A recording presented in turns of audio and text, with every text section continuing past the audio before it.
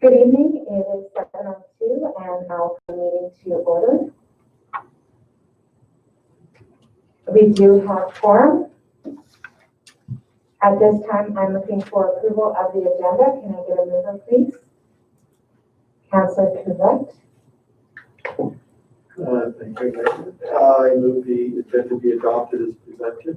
Thank you. Can I get a seconder? Councillor Cox. Thank you.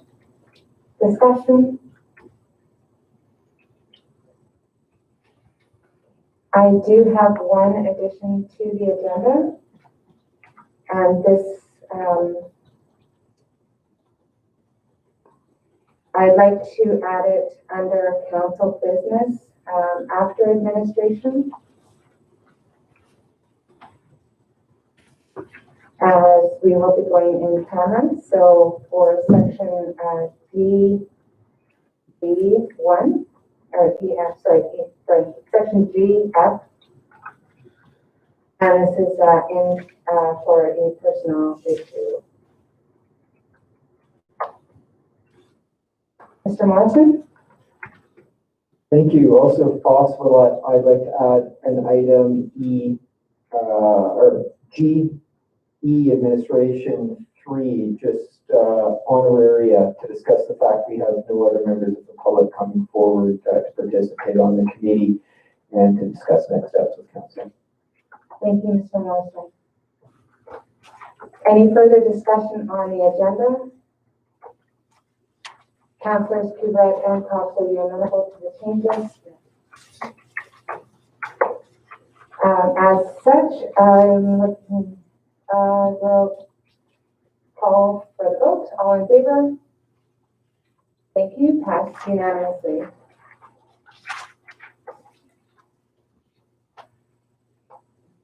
And now we have a guest with us this evening, Sergeant Peters, with a delegation from the RCMP.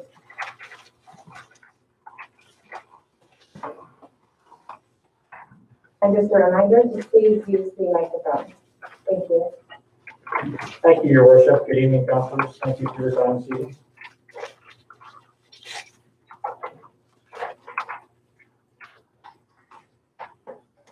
Fairly short report this evening. Going over, I was going to skip ahead to the notable occurrences for the month. I guess I'll touch on the our traffic priority. Some more good news there. We did have 3 check stops during the month. And we did targeted radar enforcement in the school zones 3 times during the month. And again, happy to report that we checked 30 vehicles and no impaired driving offenses noted. So again, we did do 2 roadside screening demands. Both cases, the drivers provided samples of 0. So again, good news stories.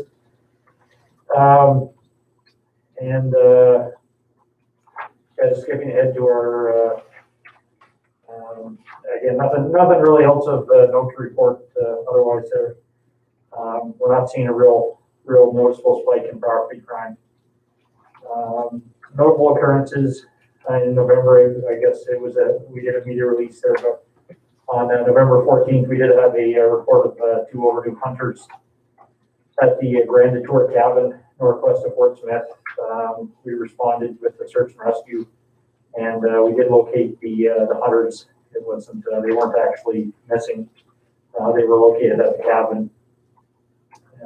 Their equipment, they had mechanical issues with their equipment, and they had a spot device, but it turned out the spot device wasn't functioning properly, so they had to send pre-recorded messages on their spot device, and they thought they were sending messages to their family saying that they were okay, but in reality, it wasn't sending the messages. So it's just a reminder that we sent out for people to make sure that the equipment's working properly. So a good news story, I guess, in that aspect. But we have to respond in every situation as if it's kind of the worst case scenario until proven otherwise, I guess.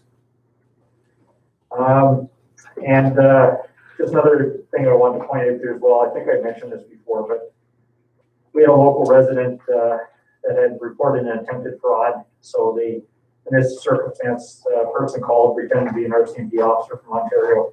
They asked the person for their social insurance number, and then they asked the person to withdraw all their money from their account. And provided them with a series of instructions. And in this instance, the resident did provide the fraudster with their social insurance number. Luckily, they called us before they withdrew all their money, but however, they did get their social insurance number. So that's sadly, you can do a lot with somebody's social insurance number. So I haven't mentioned it before, so at some point I do have some very, very good presentations that I can do on fraud. If we ever get to the point where we're allowed to host presentations again in some sort of forum, but it's one of the few crimes that I fully believe are 100% preventable through education, and it's something that if we do it enough at different levels, especially with older people, they seem to be victims of these sort of things more frequently. But if we can get out and whatever venues we have available to us, but we can through presentations and whatnot. So luckily, we don't see a lot of those calls here. I say if we get 1 or 2 per month, generally that's about it. But 1 or 2 per month, they are preventable. And happy to say our new member has arrived, Constable Jessica Fritzky. I would have brought her tonight, but she's in her work exemption phase, so she's received permission to work as a essential worker. So she's received her COVID test or whatnot, but she still has to, during the 14-day isolation period, she's not allowed to come to anything other than just work. So she's allowed to come to work using PPE and following sort of distancing protocols and whatnot. So she will be done all that by the time January rolls around in your next council meeting. So I'll be bringing her here for introductions and whatnot. So, and we do have a firm date for our new corporal, Stephanie Leduc, and her husband, Jordan. They'll be arriving around the first week of January. So at that point, we'll be back up to full strength again. And we do have a new district policing officer in charge of the South District, Inspector Barry LaRock. He was previously the Governor of Northwest Territories liaison in Yellowknife. So he's been in the territory for some time. So he's eager to go and meet everyone. I believe he'll be able sometime after Christmas. So when that happens, I'll make sure to let everyone know. So hopefully you'll be able to meet some of the community leadership. Just looking ahead to our statistics, kind of similar to last month there. We're not very far off at all from November of 2019. Very similar stats, virtually identical, kind of similar to last month. And we are fairly on track to meet pretty much where we were last year in terms of total numbers. And however, as I did point out last month as well, our prisoner count is still, we're not seeing a huge influx of prisoners. So our prisoner count, again, we're at 145. I don't even think, I had a look in the book there today, and we're still not even up to 160 total for the year, up to now in December. So our numbers are still down there. So again, that's a good thing. Yeah, so like I say, nothing significant to report on there this month in terms of numbers or anything. One thing I would like to point out just in December there, maybe towards the end of November, we are still seeing or hearing, I guess, through the grapevine, reports of thefts from vehicles that are not being reported to us. Again, we're getting this third and fourth hand from Facebook, and the whole thing about unlocked vehicles. I don't know what else I can do to tell people to A, to lock their vehicles, and then B, to report these crimes to us. I keep putting it in the reports. Possibly think to do maybe a media release, but it's it's on like a broken record over and over saying the same thing. But again, I don't know, and to tell people to report it to us, because like I've said before over and over, if they don't report it to us, as far as we're concerned, it didn't happen. So things going around on Facebook don't mean anything to us. So again, it's something fairly minor, but oftentimes, and is the case right now, we do recover stolen property from thefts from vehicles, and if it's not reported, we don't know who to return it to. So if it's something, could be something minor, but it might be something that means something to someone in terms of personal value, and we often have it in our possession, but we don't know who to return it to. So again, people reporting it to us. Anyway, that's it. Thank you. Thank you, Sergeant. Any questions or comments by council? Council Westphal? Only that there was some vehicular theft again this month, and I was just wondering if it's in December, not on the report as is, if we're sort of the same serial offenders being watched and monitored as usual, or is this yet another or a copycat, or is this anything come out of the actual thefts that were reported? For the thefts from vehicles, we're fairly confident it's the same group of people. Unfortunately, it's with previous ones. It's tying the evidence to those particular people and proving it's the people that did it. So in the way of evidence, as in somebody witnessed them doing it, or physical evidence from the scene of in terms of fingerprints or video footage. So we're encouraging people that are frustrated. Obviously, we're frustrated as well for this repeated, petty crime. But encouraging people to do things like, these Nest video cameras or things like that. They're fairly inexpensive to purchase things like that. So put something like that outside your house. Surveillance video, because all we need is a still video of somebody getting into your car, rummaging through your car. That's all the evidence we need to charge somebody for that. So that's what it comes down to is evidence. These are minor thefts. We either have to have somebody catch them in the act, provide a statement that we can identify them, or some sort of other evidence to tie them to the crime. But that's basically what it is lacking evidence. Sorry, I was meaning specifically also vehicle thefts themselves. What I bring it up is I had a resident whose vehicle was stolen. I didn't feel overly pleased with the maybe investigation into looking for evidence in the vehicle after it was recovered. That's what I had. Yeah, it's the same thing. Like I say, it's physical evidence in the vehicle. What exactly is left over? So if there's beer cans or things that are in the vehicle afterwards, they'll seize those. But ultimately, when we're going through the vehicle afterwards, it's looking for things that weren't there before. So we don't have a property crime. We don't have a property crime officer here in Fort Smith that can examine the vehicle for fingerprints or anything like that. And ultimately, the services that you're going to be examining for fingerprints or something smooth. So often we look for things like pop cans or beer cans or things like that. But for example, like a dash of a vehicle or something like that, it's going to have to be pretty smooth and pretty firm and a pretty good imprint. Like grabbing onto something like that, then it's going to have to be a good imprint, and you're going to have within a reasonable amount of time, you're going to have somebody be able to come down and look prints on it. And unfortunately, we don't have a property crime unit available to us within a reasonable amount of time to be able to come down and assess that. So we do have training available to us, and that's something we can explore. Where we have officers that can it's called scene of crime training, and when that training is offered, we'll look at sending somebody on it. But it's when it comes operating. We're kind of limited on training right now. Thank you. Any further questions or comments?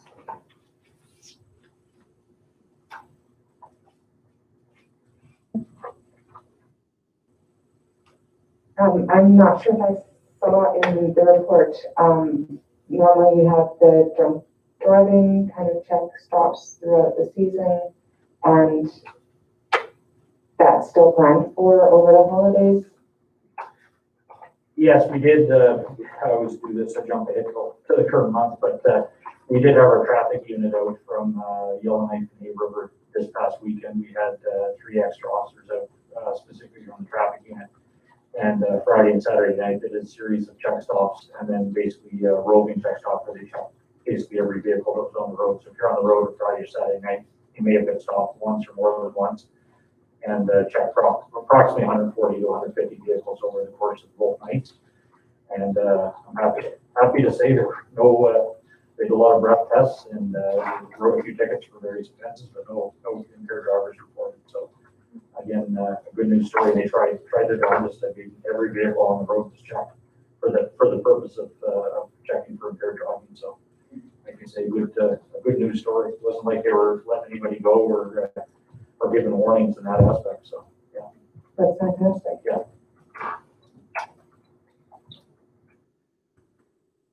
I think that's everything for questions or comments. As usual, thank you very much for coming out.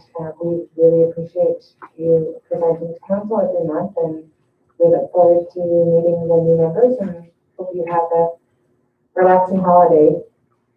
Thanks. Thank you. Thank you. Yeah, I'll hopefully have some people to bring with me next month, some new members to meet everyone. Thank you.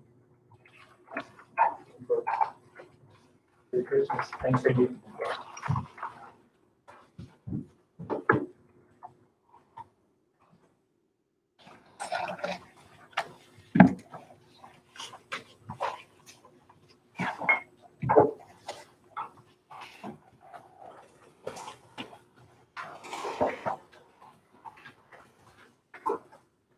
Moving on, we have our minutes from the November 17th council meeting. Can I get a mover, please?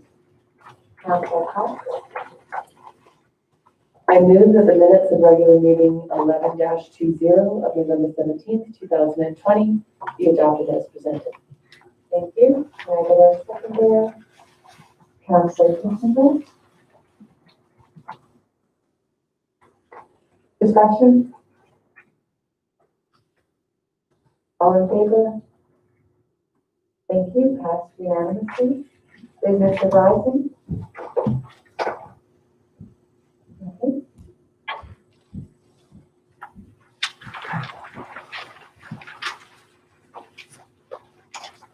Any declarations of financial interest? All right, so we will move on to introduction and consideration of committee reports. The first is the Corporate Services Standing Committee. Councilor Kubrick. Thank you, Your Worship.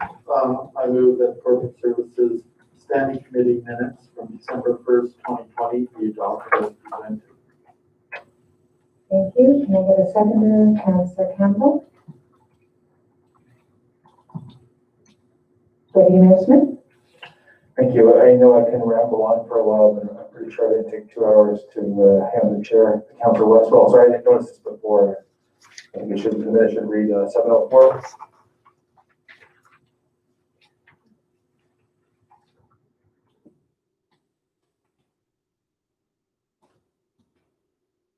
Thank you.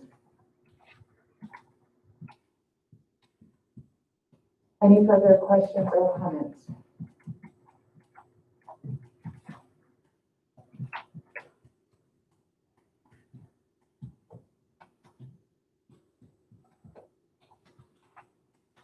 So, motion that the Corporate Services Standing Committee minutes from December 1st, 2020 be adopted as amended. All in favor? Thank you. Passed unanimously. Appointment of acting SAO. Councilor Campbell.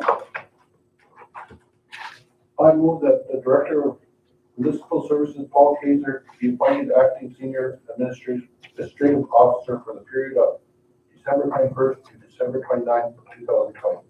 Thank you. Seconded by Councilor Cox. Discussion. All in favor? Thank you. Passed unanimously. Christmas tree lighting road closure. Can I get a mover, please? Councilor Westphal. I'll move that for public safety reasons, a section of McDougall Road between Simpson Street and Brennan Street be closed to traffic from 3:45 p.m. to 5:15 p.m. on Saturday, December 5th, 2020 for the Christmas tree lighting. Thank you. Seconded by Councilor Kubrick. All in favor? Passed unanimously. Thank you. Annual Christmas Lights Contest. Can I get a mover, please? Councillor Cox. I move that council approves the Christmas lights contest with prizes of $250 for first place, $150 for second place, and $100 for third place. And that prize money be paid from the council miscellaneous budget. Thank you. Can I get a seconder, please? Councillor Bolio. Mr. Morrison. Thank you. Council may wish to take this opportunity to select judges for the Christmas light contest as well and add these judges to the motion. Thank you, Mr. Morrison, for that suggestion. Also, has this previously come out of council miscellaneous? I thought it came out of public relations. I think historically it's come out of council miscellaneous, but the choice is council. Okay, thank you. Does council wish to include judges in the motion?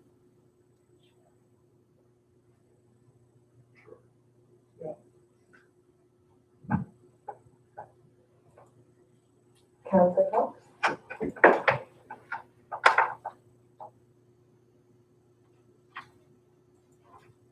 Do we have any volunteers for judging?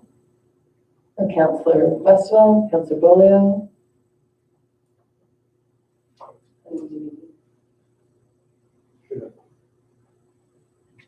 And Councillor Campbell. Thank you. Thank you.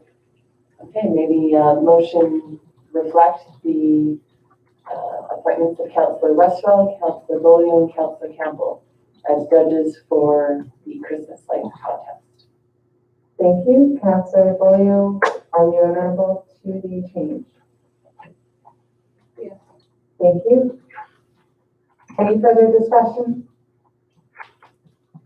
Councillor Campbell? What date should we, do we discuss it later, or what date should we do the judging? It's posted. On The 21st is the deadline, 22nd is judging announcements for 23rd. So just for the public, the deadline to register is the 21st, and the judging is on the 22nd, and the announcement is on the 23rd. Thank you. All in favor of the motion as presented, as amended? Passed unanimously. Thank you. Christmas Eve, half day. Can I get a mover, please? Councillor Couvret. I move that town staff dependent on operational needs be given a half day off on December 24th, 2020. Should operational requirements necessitate employment on this noted date, the employees will be given equivalent time off in lieu at a mutually agreed time. Thank you. Can I get a seconder? Councillor Kissinger. Thank you. Discussion? All in favor? Thank you. Passed unanimously.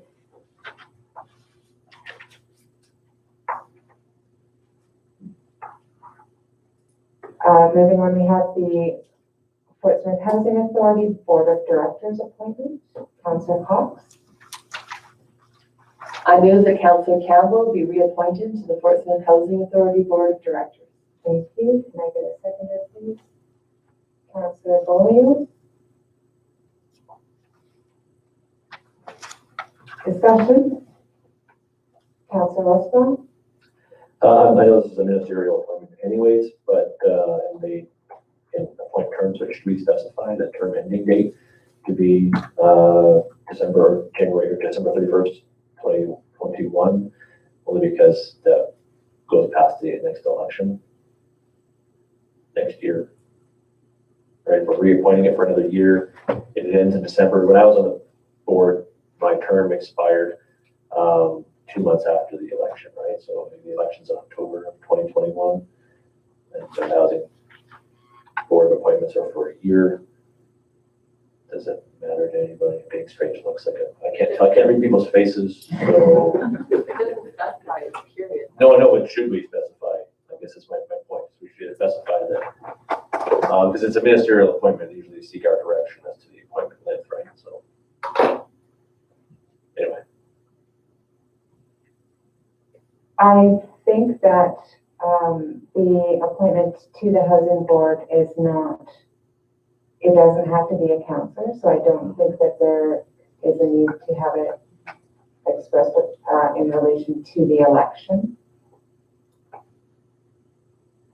Councilor Westphal? I know exactly, except we've historically appointed, or we have for the last 9 years or 12 years, appointed council members. So if we wish to have it as a council member be appointed, then it would seem sensible that we had it ended after the election term. Otherwise, they could be appointed for a 3-year term, which would be for the next. I mean, again, it's up to the minister, but if we wish to have it appointed and have it be a councilor, then we would usually dictate the term or recommend that the term end. When our council ends. Exactly, or at least the December following, really. Okay, thank you. Thank you for that clarification.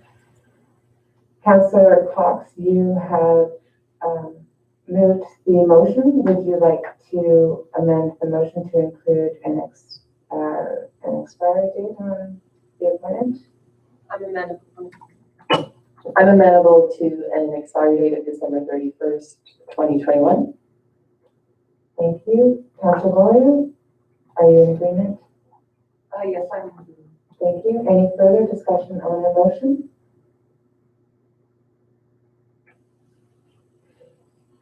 Okay, I'm gonna withdraw my name if it's just for 1 year. Okay, thanks.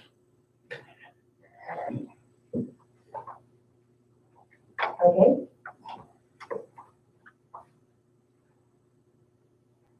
Do you wish to further discuss that? Because is there a conflict over that? Well, no, I just feel like I'm gonna go into there in 1 year, I'm gonna be done. And we never had really many meetings this past year already. And it just looks so, with this new minister, it looks so exciting to be on that board right now. I just look forward to it, but if it's just for 1 year, I don't feel we can get much accomplished 1 year. That's all I have to say. Thank you, Councillor Campbell.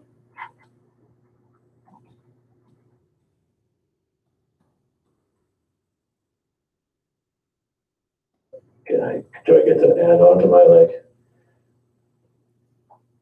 Councillor Westphal, your comments? So that's disappointing, only if you wish to continue on it. I mean, only because though the positions once upon a time were all associated with the community member who could often move from government to government, once it became council members being appointed, it becomes more like if you're a member of council. So though I understand the working, one of those, if you wanted to continue to be the council's rep on the board, it'd be one of those things you can kind of keep running for council. But again, it's one of those choices we've made over years ago, and it wasn't set in stone, just that we started appointing council members to the NWT boards as councilors, that they would sort of not continue to be a council representative much past the electoral term. At least that was the minister's office just sort of followed that. So again, see, I'm paid for you if you're enjoying it, and not sarcastically, really excited to work with the minister. I can't read people's faces, but I don't wish to bend council's will around how that works. It's just that's what we traditionally had done as far as being appointed to council, or as a representative on the board, as a member of council. Councillor Campbell? Okay, when they asked for reappointment last meeting there, they asked for, it could have been anybody from member of the public to anybody. But I put my name forward, and that's all I'm saying.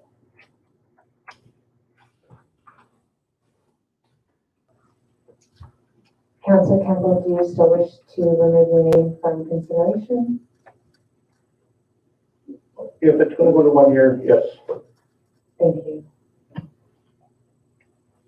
Councillor Westphal? just in case this is me confusion, is this was originally, because you were on the health board before you were on council, but this particular position, the position wasn't one that you were on before you were on council, right? This is when you were appointed to as a council member originally? Yes. Deputy Mayor Smith. Sorry, I was on the phone for this standing committee, and you don't necessarily get all the nuances when you attend a meeting from a distance. My understanding is there's no public process associated with this appointment. Is that true? There was no call for general members of the public to serve on council as a council, as a representative of the town of Portsmouth on the housing, right? That is correct. Okay. And it was brought up because all of a sudden, Councilor Campbell has been doing this role, and thank you for doing that role. Your term expired or last week, I think, beginning of December, so therefore they sought a reappointment. Right, so, so this matter is kind of a left field this evening, but I do agree with Councilor Westwell that if you are appointed as a council representative, that your term has to be tied to, you can't expect that you're necessarily, if you're going to run for re-election, good luck. I certainly hope that, if more running for re-election is re-elected, that you don't know that, can't predict that, therefore it would be tied to your term as councillor. Especially in the absence of no public ask for a representative. Mr. Morrison? Please correct me if I'm wrong, but I think in the case of Councillor Dumont, he served on the health board, and he continued to serve on the health board even when he was not re-elected to council. Or something, there was something where we had a councillor stay on a board beyond their term, but I can't recall the situation. Deputy Mayor Smith? Councillor Dumont resigned from the health board while he was on council out of frustration. I'm pretty sure that Schaefer was appointed in his place.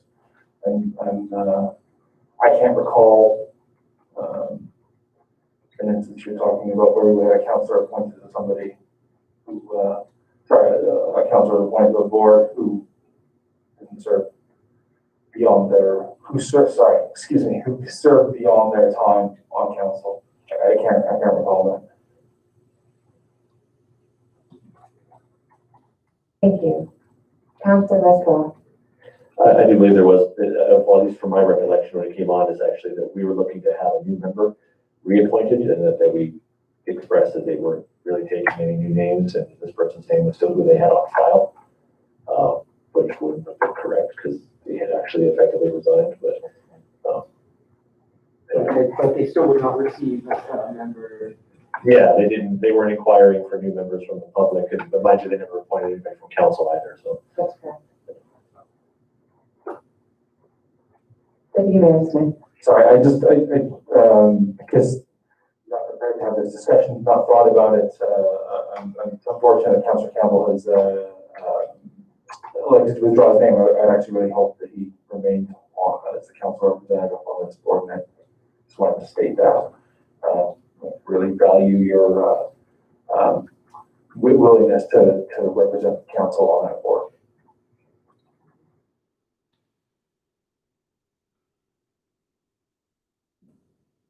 Mr. Morrison? So here's the question. If we do go out to public expression of interest to fill this position and Councillor Campbell applies on it, would the time limit be placed upon Councillor Campbell?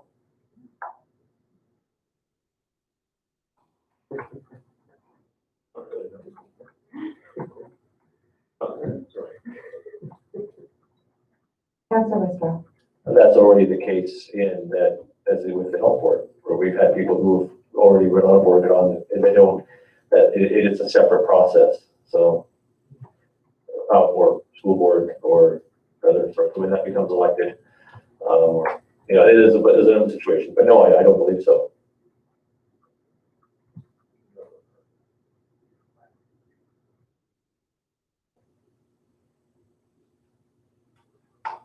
Deputy Mayor Smith? Sorry, question probably nobody can answer, except maybe Councillor Campbell. Other members that are appointed to the housing board, are there a length stipulated by the minister? Do we know what that length is? Each appointment is 2 years long.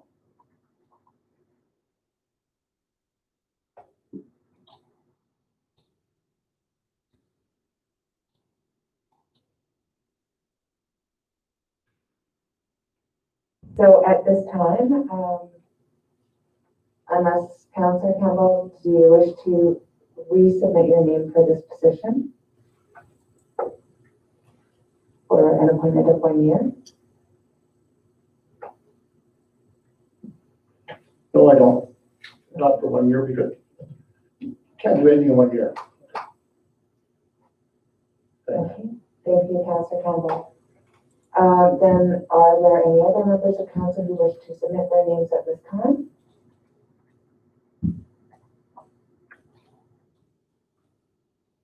We get 5.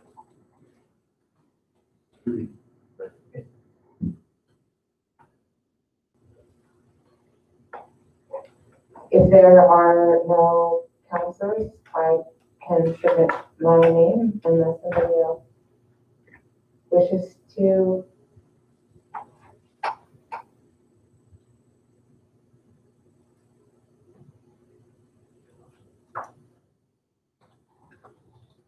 We can amend the motion. Mr. Morrison? Again, the concerns are if the same pattern is followed as with health, if we put a time condition on our delegate and that person is removed, and then subsequently the minister does not ask for a person to refill that position, then we will have lost what voice we had on that board. So perhaps something to consider. If this is what I was told happened with the health board where the council member resigned, but then the minister didn't ask for a replacement. And so if we put in a time limit shorter than the 2-year appointment, then it may be that the minister shall not approach us after that year is expired, and there will be a year pass prior to the next intake where the town will have lost its voice on that board. So for council consideration in making their decision. I believe that the housing board has taken, when other members have resigned, they do take new members in mid-terms or,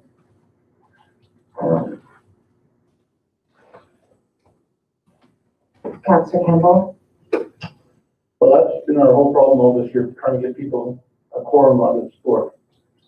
Because last March, 3 of them time expired and they're only going to be signed up now to be, so we could have a quorum to have meetings. That's how long it takes. And it's a slow process, but I don't want to just go up for 1 year. Thanks. Councillor Kissinger? A question I have is, how long are these people appointed to the housing board? When is the date, and how long are the terms for, and how often does it come up?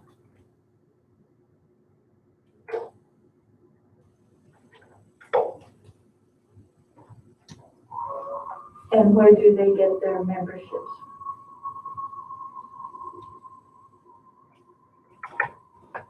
Councillor Westall?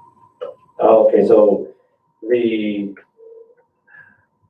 terms, as was answered, are depending on the minister's appointment, right? So in some cases, the minister will appoint you for a year, as it has happened in the past, but I mean, ministers are all different people these days, so it could be a year, it could be 2 years. They could seek the request of the organization.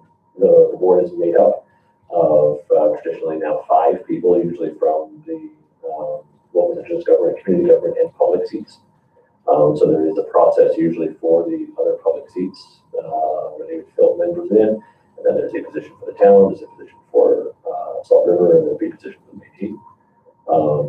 So then that's really, I didn't expect this conversation to kind of go sideways this way. That's sort of why it's our position of our council rep. That's why this is this way, because there are public seats, there are Salt River seats, there are Métis seats, and then there was the Town of Fort Smith seat.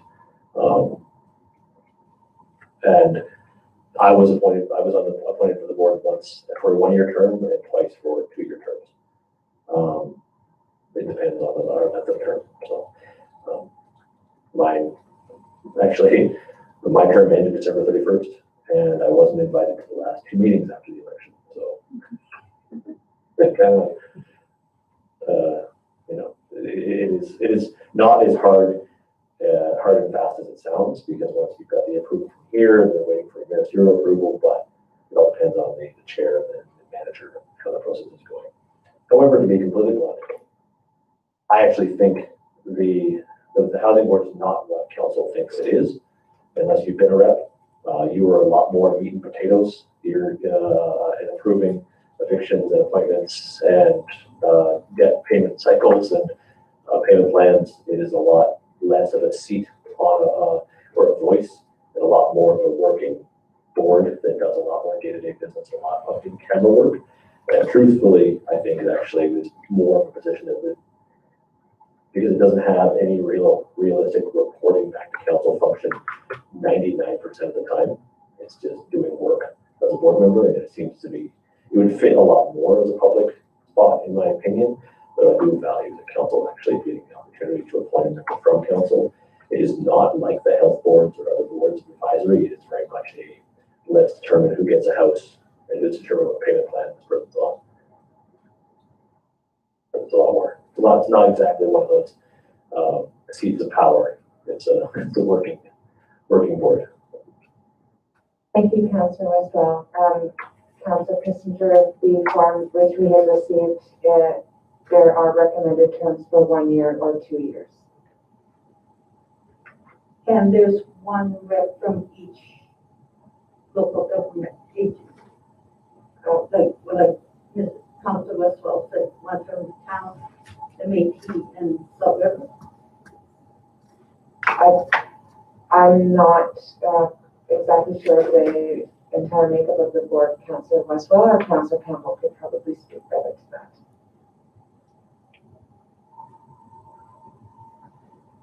Councillor Westwell? It used to be a lot bigger, and they used to have a seat for the RCMP, and there was an invitation for other departments. And the minister at the time mandated that the boards across the territories will be standardized at a single size and a single flat rate of honorarium to control costs. And then that was basically it. Our 5 seats were dished out as they were. For 5 members, and so we had 1 from our local government, the other 2 from the local governments, and then 2 public, open to whoever. That's as I was aware of the last act.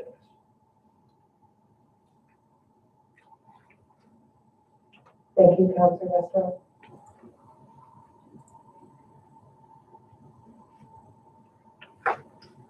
So right now we have a motion on the floor which needs amending. Are there any councillors who would like to submit their name at this time?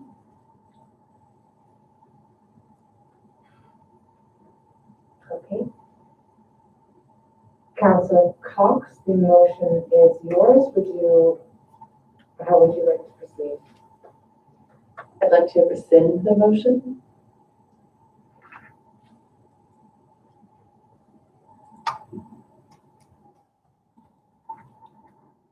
Thank you. Councillor Beaulieu.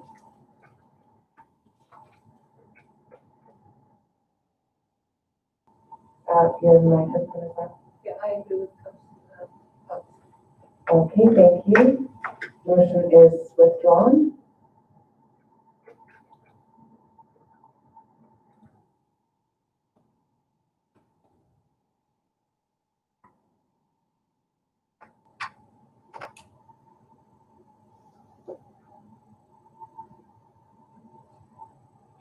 Any discussion on how council would like to proceed with the request for a representative from the Housing Authority? Councillor Cox? Can we table it to corporate services in January?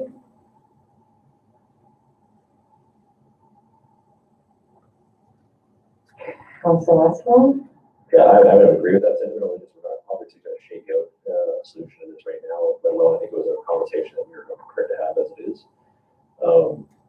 Yeah, I don't know what we can come up with as easy for solutions on the fly. I would suggest we have actual, maybe some more prepared dialogue.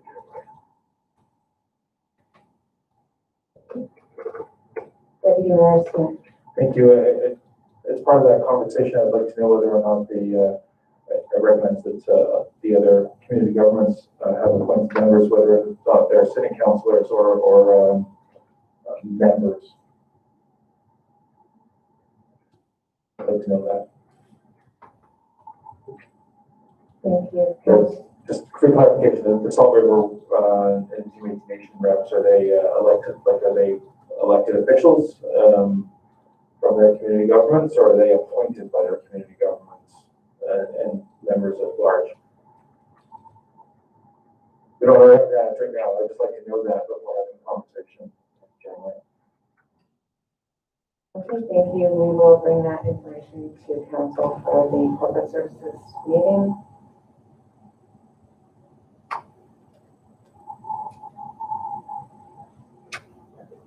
Moving on. Community Services Standing Committee minutes. Councillor Tourette. Thank you, Your Worship. I move that the Community Services Standing Committee minutes from December 8th, 2020 be adopted as presented. Thank you. Seconded by Councillor Cox. Discussion. All in favor? Passed unanimously. Thank you. Next is the Community Services Advisory Board recommendation. Councillor Cox. I move that council accept the Community Services Advisory Board's recommendation to bring the CSAB policy to council for review in January 2021. Thank you. Seconded by Councillor Tourette.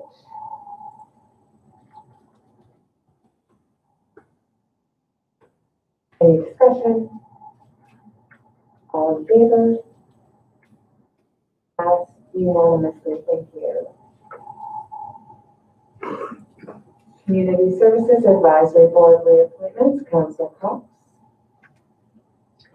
I move that Alexandra McDonald, Diana Carroll, and John Morrison be reappointed to the Community Services Advisory Board for a 2-year term starting January 1st, 2021 to December 31st, 2022. Thank you. Can I get a seconder for the motion, please? Deputy Mayor Smith. Discussion. All in favor? Thank you. Passed unanimously. Economic Development Advisory Board reappointment. Can I get a mover, please? Councillor Tourette. I move that Linda Martin be reappointed to the Economic Development Advisory Board for a 2-year term starting January 21st, 2021 to December 31st, 2022. Seconded by Councillor Beaulieu. Discussion? All in favor? Thank you. Passed unanimously. Reappointment to the Economic Development Advisory Board. Councillor Cox. I move that Helena Katz be reappointed to the Economic Development Advisory Board for a 2-year term starting January 1st, 2021 to December 31st, 2022. Thank you. Seconded by Councillor Kissinger. Discussion? All in favor? Abstentions? For 1 abstention, Councillor Tourette. Motion is passed. Arena debenture renewal. Can I get a mover, please? Councillor Westland. I'll move the arena debenture be renewed for a 5-year term at a 2.56%. Thank you. Seconded, Councilor Kubek. Discussion, Deputy Mayor Smith. Thank you. I just wanted to take this opportunity to reiterate something I said last week, and that's, this is evidence of good financial management on behalf of the town of Portsmouth. We started with a $4 million venture 5 years ago. We are renewing a slightly under $2 million venture 5 years later at a much more favorable interest rate. Residents in Portsmouth can feel assured that their finances are being managed well, and that overall this venture will cost property tax owners in the town less money than we originally forecasted to cost, for various reasons, most of which we have absolutely no control over. However, we're in a good position to take advantage of that. Thank you. Thank you, Deputy Mayor Smith. Any further discussion? All in favor? Passed unanimously. Thank you. New Year's Eve fireworks road closure. Can I get a mover, please? Councilor Cox. I move that Marine Drive between Mill Street and Walrus Street be closed to traffic from 6:30 p.m. to 8 p.m. on Thursday, December 31st, 2020 for the annual New Year's Eve fireworks display. Thank you. Seconded by Councilor Bollier.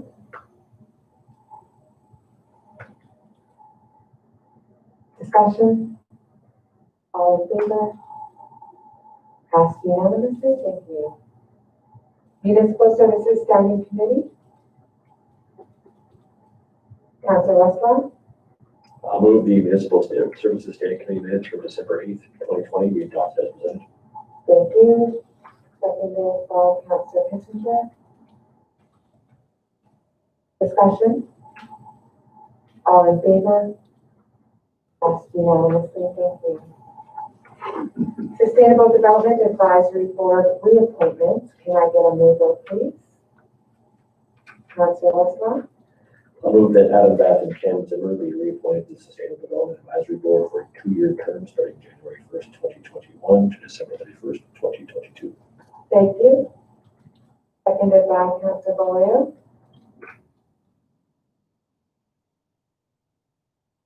Discussion? All in favor? Passed unanimously. Thank you. Draft Advisory Board Bylaw 1009. Councilor Cox. I move that the Advisory Board Bylaw 1009 be brought as amended to the regular meeting of council on December 15th, 2020 for first and second reading. Thank you. Seconded by Councilor Kubek. Discussion? All in favor? Passed unanimously. Thank you. Draft Road Assumption Bylaw 1010. Can I get a mover, please? Councilor Westlaw. I'll move the road assumption bylaw 1010 be brought to the regular meeting of council December 15th, 2020 for first and second reading. Thank you. Can I get a second to the motion, please? Councilor Kissinger. Discussion? All in favor? Passed unanimously. Thank you. Fitness equipment purchase. Can I get a mover, please? Councilor Westlaw. I move that $62,742.44 spending for Pete's Gym and Fitness Room be approved in order to purchase and replace equipment used in the newly renovated facility, that the purchases be made from GL 8-2-0551-582 tag report RCC. Thank you. Seconded by Councilor Kubek. Discussion? Councilor Campbell.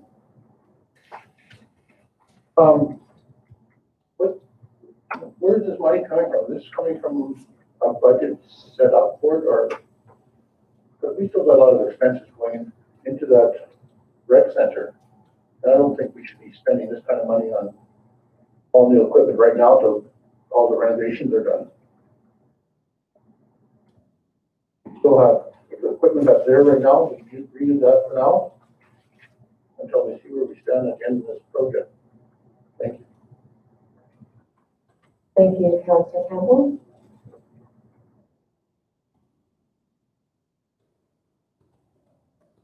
Any further discussion?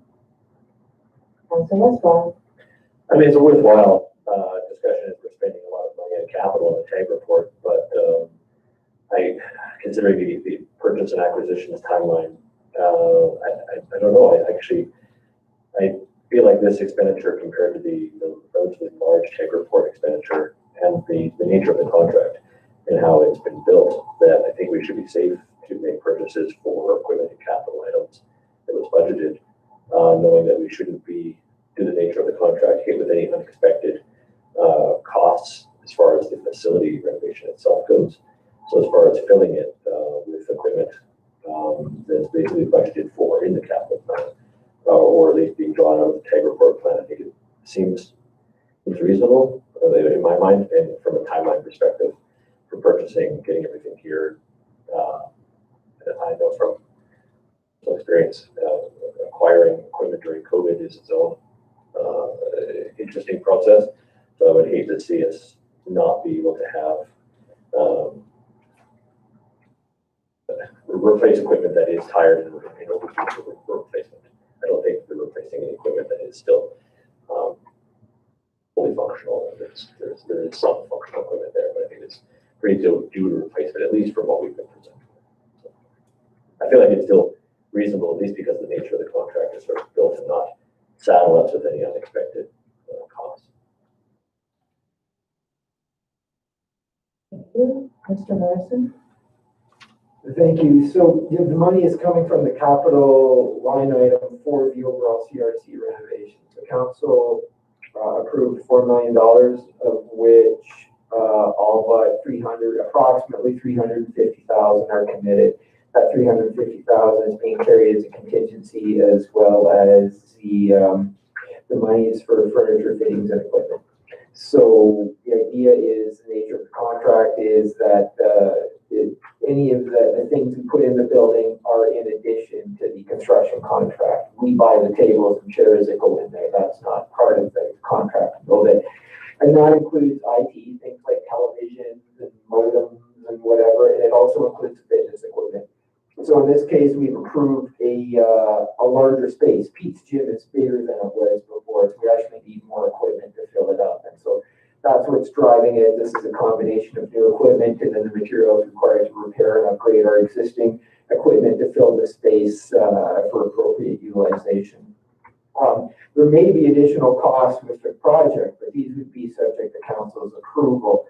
For example, we are expecting costs back from the developer around increasing floor space in the library, putting a second floor over the fitness room so the upstairs library gets more expensive.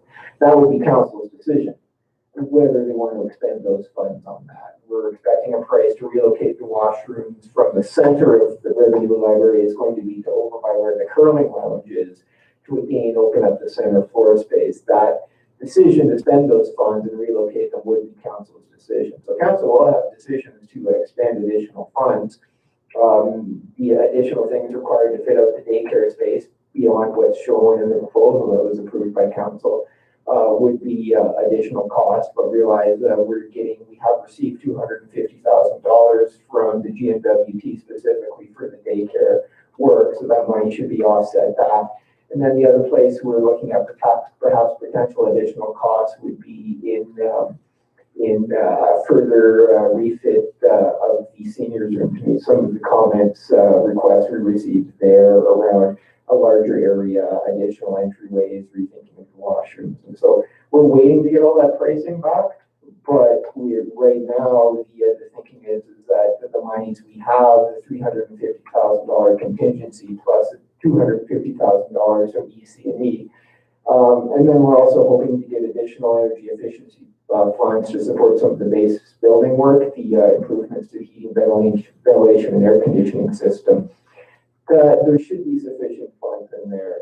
If not, then we'll have to look at perhaps other places to get money from, but that does not preclude the need to buy furniture for the building. One of the things that's advancing the furniture request specifically for Pete's Gym is the phased construction aspect of the building. we want to get Pete's Gym up and open and operational so that we can begin work on the second floor. So this is why we're accelerating not only the construction that's happening right now, even though we haven't completed and got design approvals for the first and second floor, but we're also accelerating the equipment purchase for it. And one of the things we're very cognizant of is we want the end result to be better than what was there previously, right? If we provide something that is less than what they used to have, then there's concern, that we're not going to meet the needs and expectations of residents and users. And so part of that is adding some new fitness equipment to the facility. And all this fitness equipment, we didn't make it up. We did it by speaking with the users, processing their requirements against budget. So everything that's going into that room that we're ordering is based on conversation with users to try and provide what contemporary fitness facilities provide in other jurisdictions. Councillor Campbell? No, I'm not saying we don't need new equipment there. I'm just saying we should hold off on this stuff till we find out what the base building is gonna cost us at the end. From what I understand is $3.4 million is gonna go up in price.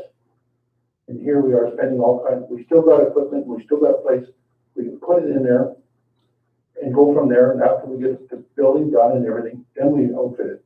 Right now, we're just spending money, we don't know what the base building is gonna cost us at the end.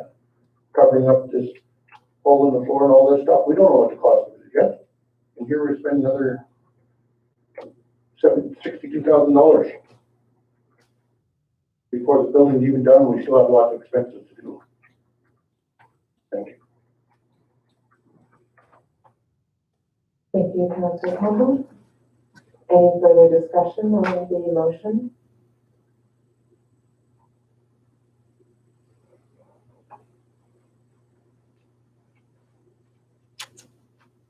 I will call the question. All in favor? Opposed? One opposed. Councillor Campbell. Thank you. Motion is passed.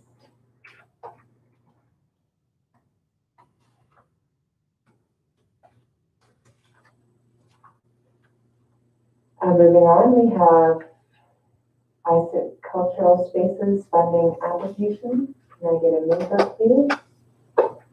Councillor Couvert. I move that the ICIP cultural space funding application be accepted as presented. Thank you. Seconded by Councillor Cox. Discussion? Councillor Westcott? Only that hearing me say ICIP was the first time it actually made sense to me, that I didn't confuse it with the ICSP, or the ICIP plan, but I haven't made an accurate word yet, so there we go. I will forever call it ICIP. Deputy Mayor Smith? Yeah, just a question for administration. I'm sorry, you may have covered this last week and I don't recall, but do you know when funding decisions are expected on these, on this and the two subsequent applications from the federal government? You don't know it? Okay, thank you. That information has not been given to us. I think that federal government's still figuring out how to get work done in the pandemic, and those things are moving kind of in a lurch-like manner. Thank you. Further questions or comments? All in favor? Thank you. Passed unanimously. Next is the ISIP landfill expansion funding application. Can I get a mover, please? Councillor Westboro.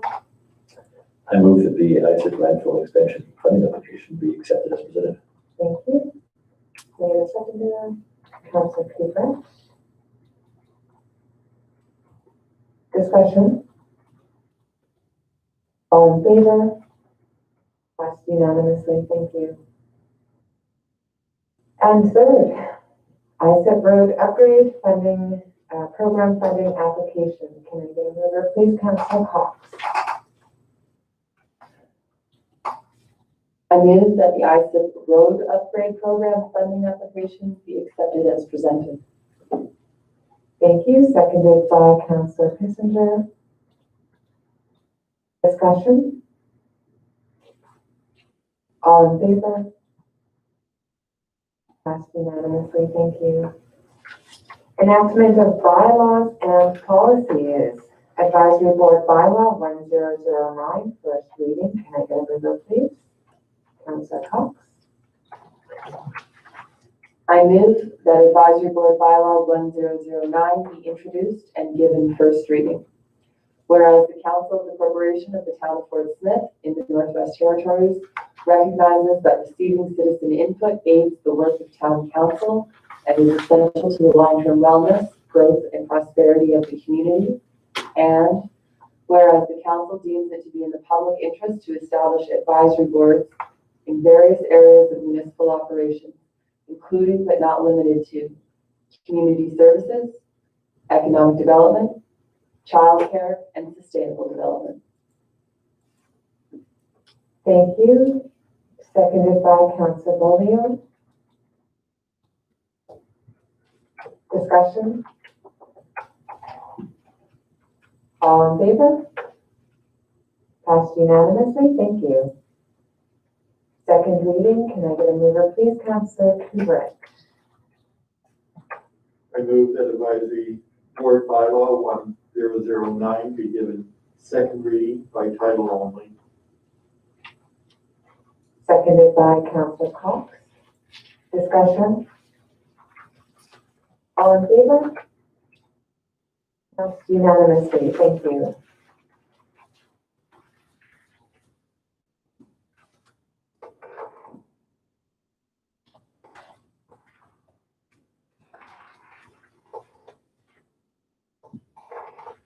We have a road assumption bylaw 1010, first reading. Can I get a mover, please? Councillor Couvret. I move that road assumption bylaw 1010 be introduced and given first reading.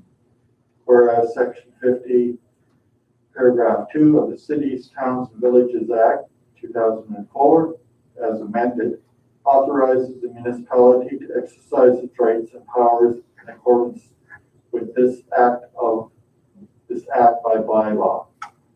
And whereas section 53, paragraph 1 of the Cities, Towns, and Villages Act 2004, as amended, provides the municipality the ability to acquire real property.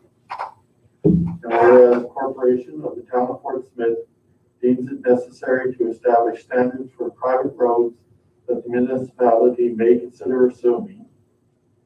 And whereas the Corporation of the Town of Fort Smith deems it necessary to establish a procedure for the assumption of private roads into the municipal road system.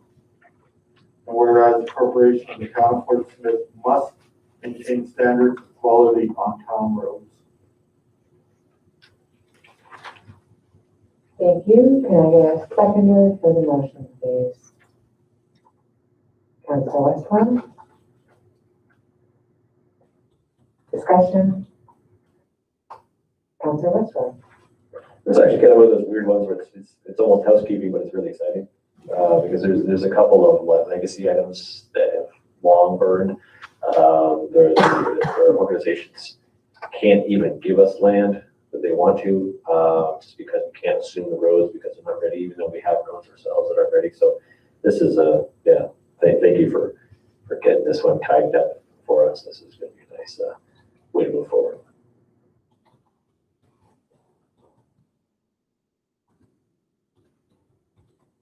Any further discussion? Thank you. All in favor? Passed unanimously.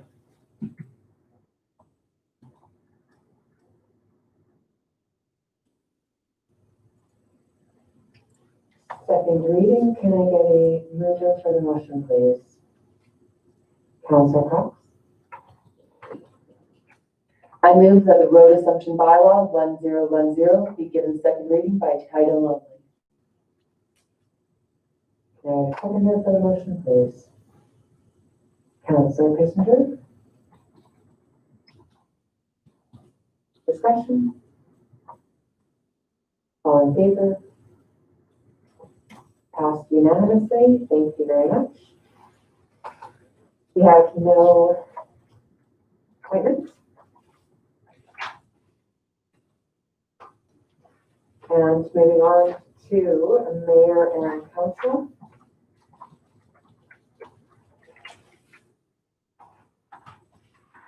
Councilor Campbell. I don't have much to say, just Merry Christmas and Happy New Year, everybody. Thank you. Councilor Couvret. Yeah, about the same amount of vocalness. Very festive season to everyone out there. Stay safe, be healthy, and enjoy yourself over the season. Councilor Cox. Thank you. I too would like to wish everyone a very Merry Christmas. I'd like to send a shout out to our town staff, our economic development officer, and ITI South Slave for working together to make the Light Up the Park event happen. It's open every night this week until the 23rd from 5 to 9, and it's really very beautiful. It's definitely worth the drive out to Queenie to take it all in. I'd also like to say a big thank you to Councillors Bolio and Westwell and Mayor Napier for helping set up the mayor and council site. I think we gave administration a run for their money for their setup of their site. And I'd just like to say thank you to everyone, all the organizations and families who set up sites and lights out at Queen Elizabeth Park. It looks very nice and very festive, and it is another example of how festive Portsmouth is at Christmas. So well done, everyone. A couple of other items. I look forward to further consultations, public consultations about the ongoing renovations with the Community and Recreation Center early in the new year. And just I spoke to this at our November regular meeting of council. We now have 9 months left. At the end of this month, we have 9 months left in our term. I think it would be beneficial for us as council to meet early in January to review, reflect on the last 2 years and determine what our focus will be for the remainder of our term. And other than that, Merry Christmas and Happy New Year, and I look forward to seeing everyone at our next meeting in January. Thank you, Councilor Cox. Deputy Mayor Smith. Thank you. Yes, I'd like to shout out to all the volunteers in the community who are making another Portsmouth Christmas as completely exhausting as possible. There's so much going on for the group of volunteers that run the Santa sleigh and drive around the community to the delight of the kids. My kids are older now, but I certainly remember when they were young and how excited they'd be every time the float came by every other day on their streets. The fire department and the church for the food and toy drive. I'm not sure exactly where things sit with all the various typical lunches that both community governments and organizations put on, but I know everyone's just scrambling in this COVID era to try and make amends in some kind of way. And all of the work that all of these volunteers do is noticed and appreciated. And thanks to the members of council who were able to decorate the Queen Elizabeth Park by an excellent initiative in this community, better late than ever, I guess. And so thanks for doing that. And I guess lastly, I'm just going to take off my councilor hat and put on my work hat. Many of you know my role at ENR. I just want to put a warning out for water levels. The Slave River is at an unprecedented high. Our snowpack is already was in late November at record levels. I've heard of people going through ice on the Slave River and the Hanging Ice River in the past week or so. I know a lot of community members value the winter holidays for time on the land. Please exercise extreme caution in your on the land travels this year. We are, the NWT in general, the entire Mackenzie Basin is in unprecedented times. We have no data to really compare this to, and we had a lot of snow and fairly warm weather for a long time before for the deep freeze that has hit us. Unfortunately, many things underneath the snow are not yet frozen. So just, safe travels to everybody who is venturing out on the land, and please be as cautious as possible. Thank you. Thank you, Deputy Mayor Smith. Councilor Bollier? I would like to thank everybody, Melissa, Don's, ITI, and all the community people for helping out at Queen's Park, and also the community of Winter Wonderland that's going on all over. And also to Colton Friend, who did a great job in the video drawing that he did of the Queen's Park decorations, community decorations also. And just would like to say Merry Christmas and Happy New Year to everybody, and be safe. And that's it. Thank you, Councilor Bollier. Councilor Kissinger?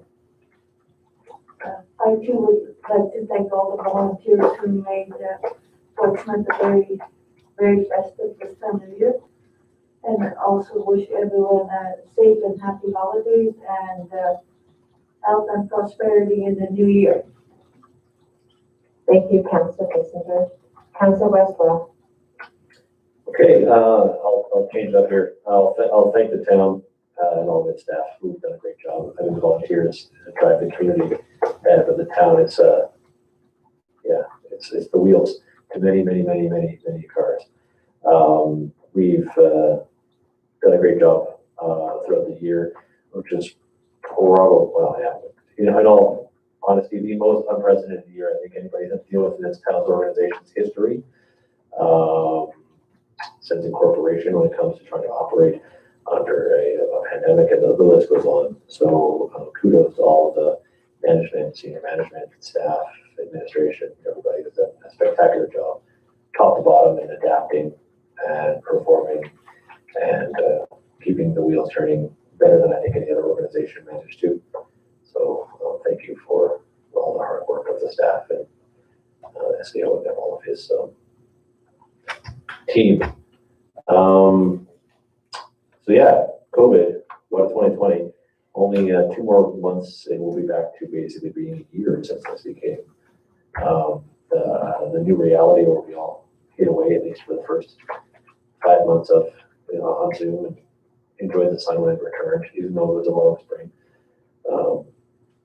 Here's to hopeful 2020, 2021 being a fresh new year for everybody, and that all of their hard work will have dividends and rewards for everybody who has put in so much this year. And I have high hopes that we can make the most of our last year of council, so that the town will swing back full spring from COVID and the sort of strange economy and strange life that we've had to adapt to in a short order. Hopefully we'll be over shorter than expected, but that said, I think everyone has done actually a spectacular job throughout the community in sort of adapting to something that none of us, most of us that are alive today, have ever had to adapt to, and a completely different society that will follow it. I had an email, I meant to address this last month in council, and I didn't get a chance to because I missed some meetings last month. But I was reached out to by Chief Conroy from the Red River. I'm not sure if he reached out to anybody else, but he's wondering about how the whole Road South project and Road to the Park and everything else has been going, if we've heard anything. And I had an opportunity to put the bug in the ear of our MLA of the day. Similarly, that fully understanding that, as I mentioned to Chief Conroy, that COVID sort of took the train off the tracks for everybody, but that I think everybody who was at those meetings is long-term economic development opportunities.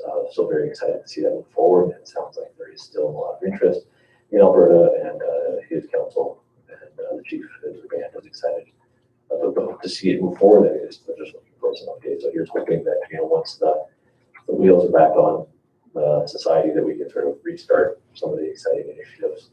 And one of them being, I think, that instead of rallying against the government as much as we spent time on, maybe we can hopefully rally to a different government to make make some changes that we have some serious long-term economic advantages in the community, for actually the entire region.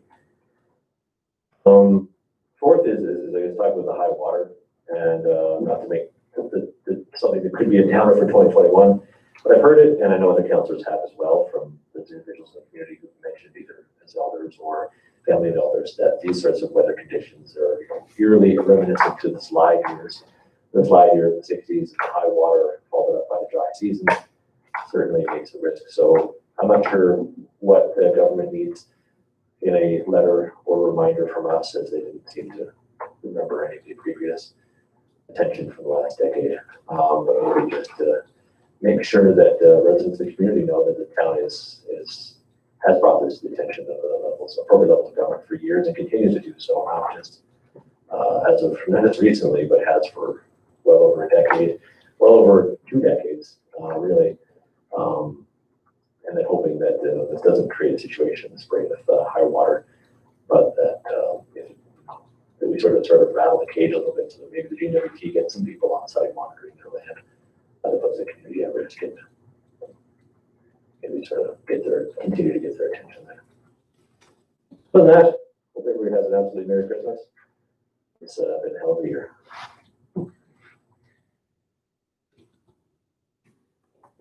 Thank you, Councillor Westwell. So I think I gave most of my season's greetings in our town newsletter, but I will say a few words tonight, and I'll start with happy holidays to everybody, and Merry Christmas, and whatever other holidays we celebrate in our community by our community members. A reminder to shop local as much as you can. Shop local stores, local artists. Keep our money in our community and keep our community thriving. Yay for vaccines. I believe we had the first vaccines have started being administered in Canada, and that is very exciting for us and across Canada and in the north. There is light at the end of the tunnel, and hopefully the must-wear item for the next couple of years will move away from that. And please exercise patience and understanding with local businesses, with their staff, and with other community members. It is a stressful time for people as they are away from their families, as we are adjusting to a holiday season that is unlike the holiday seasons that have come before. People who are away from their loved ones, people who have lost loved ones. Please reach out to people who are alone. It is an especially hard time to be alone during the holiday season and during a pandemic. Special thank you to all of the volunteers, everybody who makes this season great.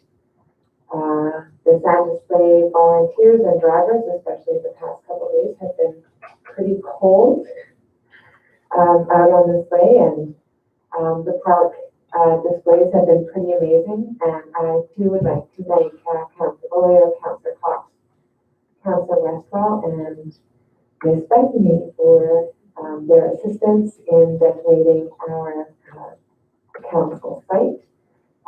We rose to the challenge from the town staff, so that was great. And also to please remember that they are taking donations for the food bank as entry for the event, and as well, you can donate to the food bank through Kaiser's and the Northern Store. And a very special thank you to all of the town staff, all of the town volunteers, the firefighters and ambulance and animal shelter who will be getting turkeys again this year. I don't think they've come in yet. And thank you to our one staff member, our council, Mr. Morrison. And that is, and I did want to say that in the past 9 months, since March, working with other communities across the territory, with the chiefs and mayors, working with communities across Canada, with FCM, it is amazing to see the difference that municipalities have made in responding to COVID and continue to make it, how they continue to respond, and that no matter what happens, we are essential to our community members, and I'm very proud of our community and how we've responded. And I'm very thankful to the government, the territorial government, and to the federal government for the assistance that they've given to municipalities with the COVID restart funding, to our MP and our premier, who also fight for our territory.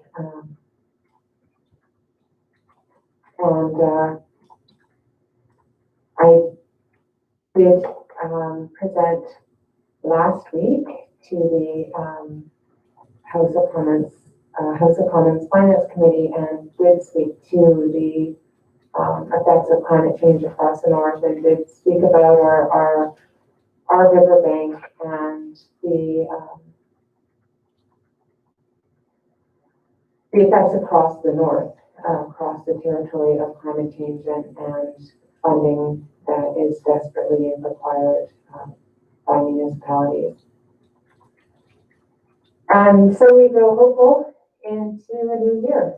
And I just want to also thank council. It is really great working with all of you, and I hope you have a very safe and happy holiday season with your loved ones. Mr. Morrison. Thank you. Merry Christmas. Just before I go into my first topic, which is the budget, just to remind council of the Brown Bag Lunch Zoom meeting tomorrow. Katie will forward you by email, remind you of the dial-in coordinates, and we'll see how running a public Zoom meeting goes. Also, there's been mentioned a couple times of having sort of a workshop retreaty type thing by council. Just send direction my way, and I can do any organizing required. With respect to the road south, my recollection from the last time when the meetings happened to discuss it, a lot of the heavy lifting was taken on by Salt River First Nation, and I know I did subsequently contact the nation to see how the town could support, but haven't seen a lot of follow-up, and I know that they've seen changes in government there, et cetera, since, and so I'm not sure where the political will lays still on this project, and then perhaps looking for more direction of council on that line in order to be able to pursue. Okay, moving on to budget. There is an updated briefing note before council. The information is basically on the last page of it in green, and it states that as per the last direction of council, which is at the corporate services meeting 2 weeks ago, we looked to increase property tax revenues by $135,000, which equated to a 3.8% property tax revenue increase. We looked to balance the utility budget with a 6.7% utility rate increase and levy increase, and we looked to balance the environment budget with a 5.6 solid waste levy increase. So the numbers are then presented. That brings us to a $200,000 surplus in the general budget. for all intents and purposes, balanced utility and environmental budgets. And subsequent to that, you see that the general budget stays in surplus in 2022, and for all intents and purposes, balances in 2023. Utility goes into deficit, as does environmental in 2022, 2023. So, like to speak to that specifically, general revenue was increased by $135,000. This is a 3.8% increase. So I had previously provided council about what a 4% increase would look like. The 3.8% increase, about 5% less than that. And so a person who has a $300,000 residential property would see an increase of approximately $126 on their property tax bill. That's what the 3.8% tax increase. I'm able to be a lot more specific with this information because we're actually getting the assessment roll before fiscal year end. Historically, we hadn't had that information, so I hadn't been able to give council such a focused and targeted net effect information, but now I can because I know the value of the assessment roll. So that was a great thing to get. I hope that facilitates council's decision making. The sixth, moving on to balancing the utility and environmental budgets. So just to let you know about the impact that would have on a person's monthly bill is that the water would increase from $44 to $47 monthly, and the environmental fees would increase from $22 to $23 monthly. So total, an average monthly bill would increase from $70 to $74. So a $4 increase or $48 annually. I do add a note there that some of these increases would have to be reflected in renegotiation of the municipal services agreement with Smith Landing First Nation, which is an item on our work plan for early in the year. And as council may recall, one of the items identified in the audit notes. There were other fee increases that council wished to discuss. There was a request 2.5% increase to medevac fees. That would increase revenue by a little over $5,000.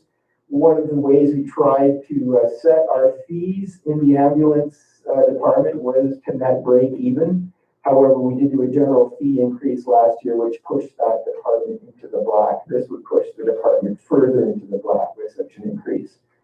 2.5% increase for lottery licensing fees would increase revenue by $660 annually. However, we're starting to, because we've done some sort of syntax fee increases recently, this I feel would start to dig into the profit margins of the fundraisers that use lotteries as a mechanism to be able to provide services. As it is, we're starting to get some pushback from people who run lotteries from our previous fee increases. Finally, there was discussion about increasing utility and environmental fees beyond break even to allow for future year deficits and to try and get a head start on them. And so if we increase instead of by 6.7 and 5.6% respectively, if we push both to 10%, that would increase a monthly water bill to $77. So instead of 70 to 74, it would be 70 to 77. And you would see basically instead of a $48 annual increase, it would be an $84 annual increase. One of the things to note, the council did approve a funding application for the landfill expansion. The landfill expansion includes a compost pad. And in its process of approving the waste management plan, a while back actually included in that is the need for a $15 composting levy to support the cost of the program. And so that would eventually show up on the water bill as well. So I would just ask council to be aware of burdening the water bills too much. But the only other thing is as you know, we are expected to run our utility budgets at break even, i.e. we are not allowed to profit. And so while there might be some concern associated with then running the utility budget in surplus, realize that there is a line in the utility budget, which is a $550,000 transfer from investment in capital assets. And that is an imaginary revenue designed to offset the fact that we carry an expense associated with the depreciation of those assets. So that's all tied to a capital investment. And right now our O&M budget doesn't really budget for capital investment in utility. And that's why we have to transfer in O&M imaginary monies to offset the depreciation cost. So if we ever wanted to zero out the budget and not show a surplus, we would just reduce the transfer from investment in capital assets by the same amount. I would suggest not doing that. We would just wait for America to push back when they went to approve our budget. If they did, we can modify the number at that point. The only other thing to note is I forgot about the election. And so we should allow for a $20,000 expense for election costs.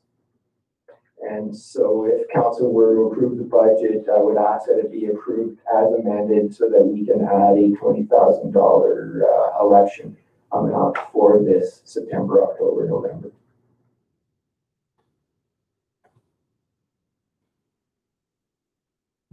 Thank you, Mr. Morrison. Councillor Cox?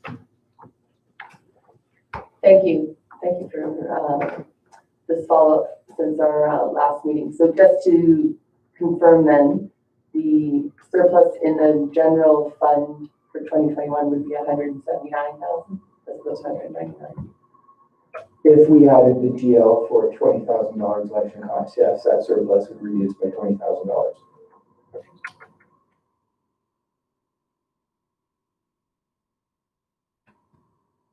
Further questions or comments? Councillor Couvret? Like to thank administration for presenting this.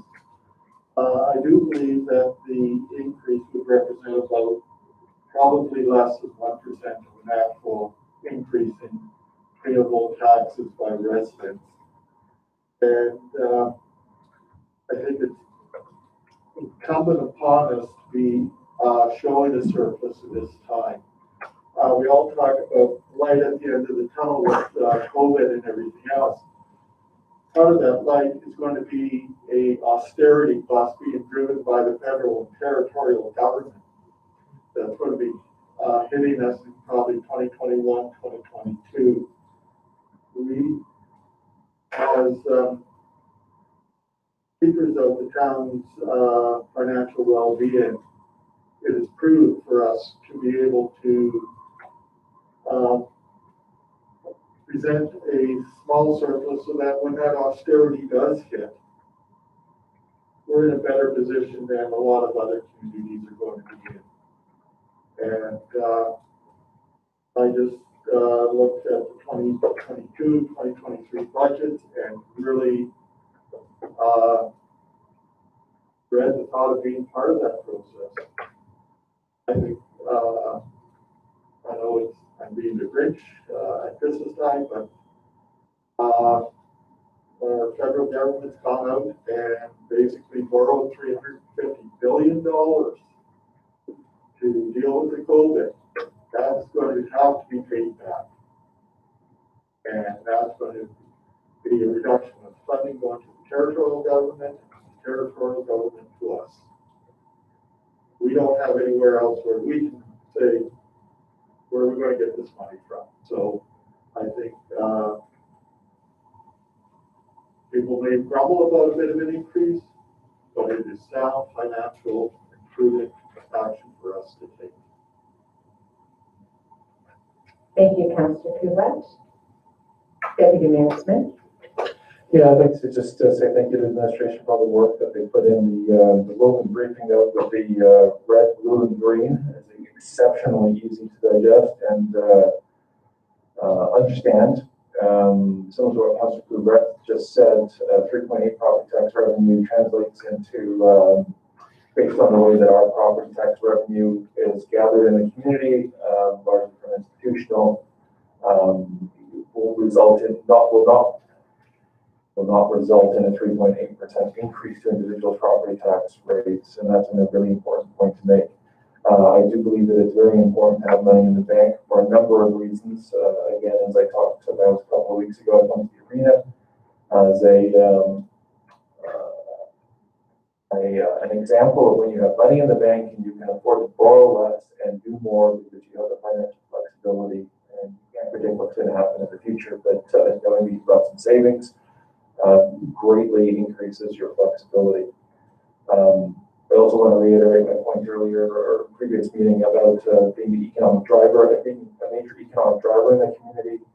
I think we just approved our 2021 capital plan earlier this evening with a number of ICIP projects, plus the ongoing community recreation center. There's no other, I know there's money coming to Salt River First Nation for their reserve development. As far as I'm aware, there's no large infrastructure projects coming from the GNWT in 2021. So that's a role that the government plays. It's a very important role, and we need to have the resources to do it. So I'm definitely in favor of the property tax revenue. I would also like to advocate for a slightly further increase in the utility rates and solid waste levies. In my mind, I'd like to see our projected 2022 deficit eliminated there, and multiple reasons for that. It plans to eliminate projected deficits in the future. Also, in general, property tax is obviously paid by property owners. Our utilities are generally paid in the community by occupants, not necessarily property tax owners. Many renters will pay these bills rather than the property tax owners, but kind of spreads out the economic burden a little bit. And I'm sure that we can find a reason to, well, we understand that the cost of our utilities, well, by bylaw has to be break even. We also understand it doesn't reflect the true cost of delivering those utilities. So I think it's an extra 2 or 3% is entirely reasonable. The foresight of eliminating future deficits and providing the incoming council in October 2021 with a really good financial position to be managing from, where they're not projecting any deficits. Of course, look what's happened in the past 9 or 10 months. No one can really predict what the next 9 or 10 months is going to be, but all things being equal, handing off a well financially managed council to a council that's not projecting any deficits, I think is a responsibility that this council has. Thank you. Thank you, Deputy Mayor Smith. Additional questions or comments by council? Councilor Westwell. To the Councillor Groupett's comments, I've been forced to become a believer in MMP. Just fingers crossed that gets some traction somewhere, so that we can just print our money out of this problem. Sorry, modern monetary policy. That's right. Yeah. Anyway, to Deputy Mayor Smith's comments as well, that in his point, it's long been a challenge of the utility rates that we know that they are not accurately reflected in its recovery, and that we have to sort of wiggle the money around, and all at the end of the day, we still don't fund the capital to replace it adequately. So the amount required to make it so we still didn't break even would be massive. The only concern is that, you know, the utility rates are absorbed by the largest spread around, as you say. The 6.7% is a reasonably large increase on a single turnaround for utilities. So my concern would be that if we went higher, that it would be rather jarring, to be bluntly, just rather unpopular, because it affects so many, but utilities. It's still a fair point. I'm not sure that I'm prepared to go any higher than what's been proposed there, but you know, I would be interested to know what the she's in here, if I missed that or not. The requirement to basically just close the deficit for 2022 would be for utility rates and fees. But it is I guess that's it. I'm not sure of that. The exact percentage numbers in one of the lines or not, or if the Deputy Mayor Smith had that number already. But anyway, if it was to be something like, you know, approaching a 10% fee, I think that's too steep of a single year increase for utility rates and levies. Thank you, Councillor Westphal. Mr. Morrison? Just quickly, we didn't analyze the utility rates increases from the point of view of extinguishing the 2022 deficits. We just went and looked at a 10% increase, which is, I think, the direction we previously received. I would note that a 6.7% increase erased a $76,000 deficit. The projected deficit for 2022 is 1/3 that. So I would suspect then 1/3 the increase, so maybe an additional 2% on top of the 6.7% proposed would erase the 2022 deficit, but we haven't done that level of analysis. If I were to receive direction from council, so as to not have council have to meet again to pass the budget, I would just ask for a motion stating, to set utility rates such that the estimated 2022 deficit was erased, something prescriptive like that, to allow me to proceed. Thank you, Mr. Morrison. Councillor Cox? I'd just like to speak to my support for the 6.7% utility rate increase and the 5.6% solid waste levy increase as presented for 2021. While I respect and in many ways agree with Deputy Mayor Smith's suggestion that we look towards eliminating the deficit for 2022, I agree with Councillor Westphal that I think anything higher than 6.7 on utility rates is too much for 2021. And even if it's only another 2%, we're still getting into the 8.7% range, which is almost 10%. And while another $7 a month does not seem like a great deal up front, it does add up, especially for families who are still dealing with the fallout of the pandemic in 2021. So I think a 6.7 utility rate increase in 2021, and then perhaps a third of that, as administration has alluded to, for 2022, a second increase in 2022, I think would be easier to absorb.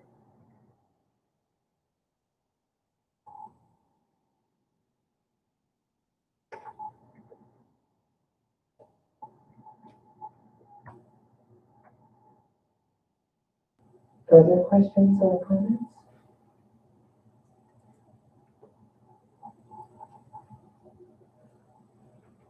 Deputy Mayor Smith? I'm not going to push it to make it a sense of contention. However, I just want to remind council there's 172 property tax property owners in the community that aren't paying property tax. Again, we have a severe revenue problem in this community, but we are reluctant to find ways to raise more revenue rather than putting it on the backs of property tax owners.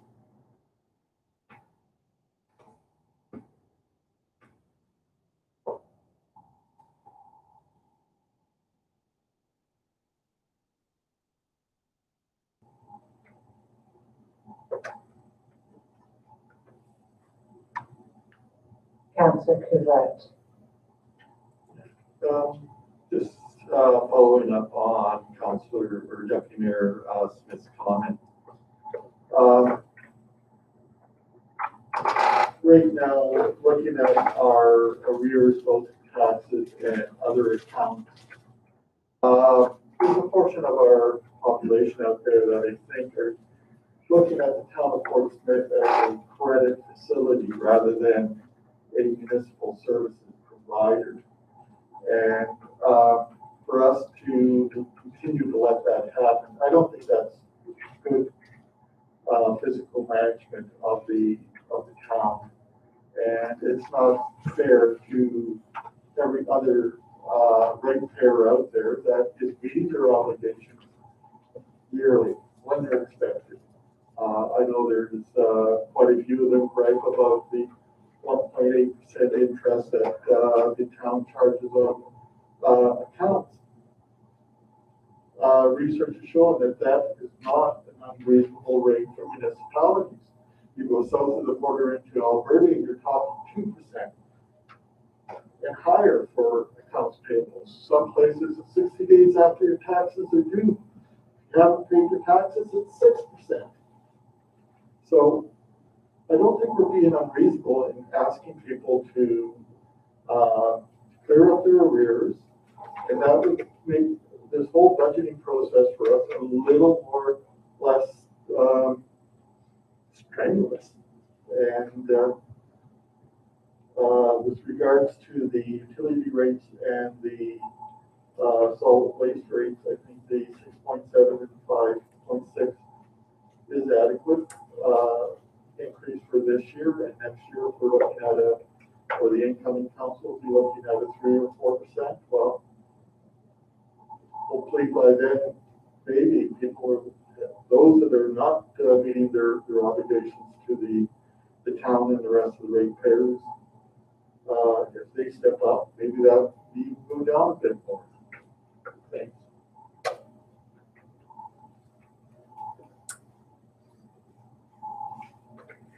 Thank you. Would councilors like to make a motion at this time?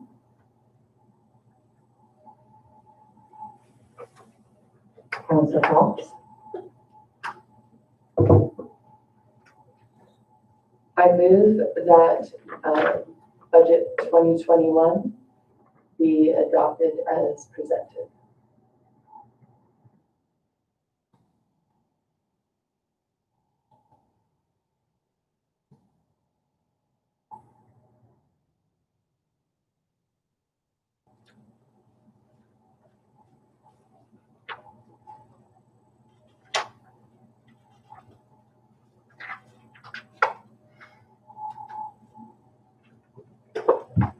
Councilor Westland? I was going to second that. That's, Okay. I just wasn't sure if you wanted to provide additional percentages direction within your motion. Thank you for that suggestion. I move that budget 2021 be adopted as presented, including a 3.8 property tax revenue increase, a 6.7% utility rates and levies increase, and a 5.6% solid waste levy increase.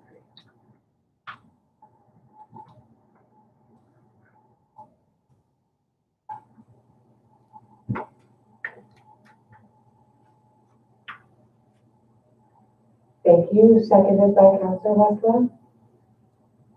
Discussion on the motion as presented. Councilor Westland? I'm still sitting here thinking about Deputy Mayor Smith's comments, and it is relevant discussion. Right? The 2% versus the 8.7% versus the 6.7%. I wish I could rationalize it all. To think about what that combined with property tax revenue increases and other increases, I hate to kick the can down the road, and I do hope that the next council will address by closing the gap as well as we have over the years for the last budget now to basically work on closing the gap on these. And I guess I'll remain hopeful that the next council will strive to do the same, because revenue collection issue again is very poignantly brought up that we have a number of we have a shrinking revenue pool that we need to find a solution to, and shying away from shared rates for all users is probably the most fair thing we could do when it comes to distributing the cost. I don't like to shy away from something that does actually make a lot of sense, but I'm still struggling with the overall increase and how it seems like a more drastic increase to do. We're approaching 10% utility rates and levies increase.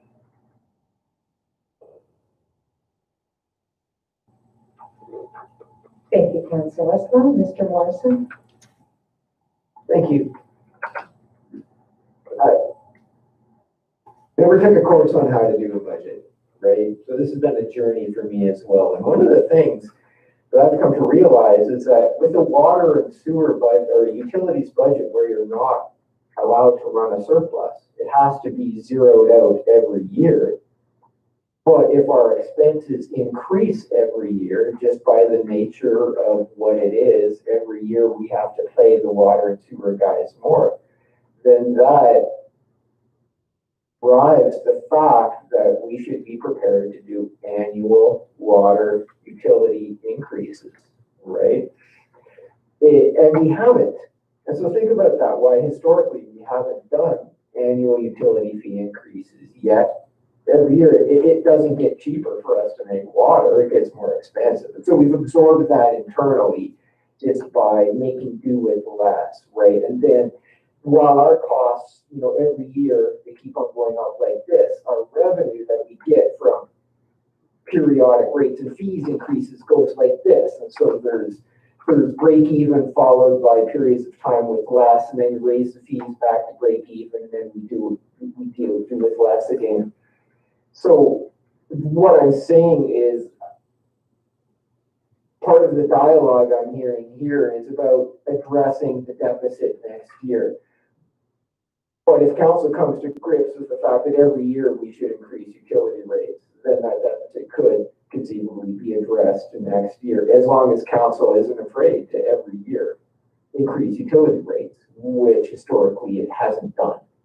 So if you think about it that way, we got to increase utility rates every year because every year it gets more expensive to make water, and we've got to break even. So every year it's like a cost of living increase, and we see it right there. It's about 2% is where our proposed deficit is, which is about cost of living, 1.5, depending on what publication you read. We're seeing a cost of living increase sitting right there. That should just be something, again, it could be covered by bylaw.